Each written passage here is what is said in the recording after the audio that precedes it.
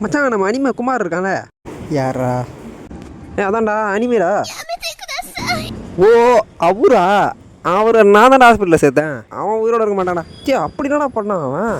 சரி ஷார்ட்டாக சொல்கிறேன், நல்லா கேட்டுக்க. ஆக்சுவலாக பக்கத்து ஏரியாவில் ஒரு மீசை வச்ச தாத்தா டெத்து. சரி தனியாக போகிறதுக்கு பதிலாக இவன் சும்மா தானே இருக்கான், இவனை கூப்பிட்டு போனேன்.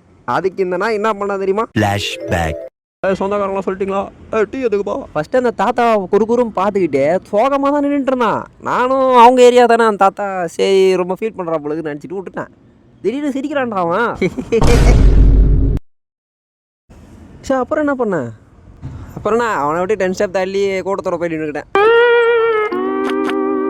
அப்போ அவன் என்ன பண்ணான்? அவன் அதுக்கப்புறம் தான் ஒன்று பண்ணான். நம்ம சின்ன வயசில் ஸ்கூல் டைமில் உறுதி பண்ணிட்டு போல கையை தூக்கி நின்றுக்கிட்டே அந்த தாத்தா முன்னாடி அந்த மாதிரி நிற்கிறான்டா அவன். இல்லை எனக்கு புரியல, அதுக்கும் அவன் ஹாஸ்பிட்டலில் போகிறதுக்கும் என்ன சம்மந்தம்? ஏன்டா அடிச்ச? பின்ன நான் கொஞ்சம் வாங்களா? அந்த நாய் சோழ லெவலையும் பார்த்துட்டு அரைஸ் பண்ணுறான்டா. நீங்கள் செஞ்சுரி போடாமல் உங்கள் உயிர் போக நான் விட மாட்டேன் தாத்தா. நான் இப்போவே உங்களை எழுப்புறேன். அவனுக்கு எனக்கு எந்த சம்மந்தமும் இல்லைங்க. அப்புறம் அவனை தூக்கி போட்டு மிதிச்சானுங்க. அப்போ நீ என்ன பண்ணிட்டு இருந்த?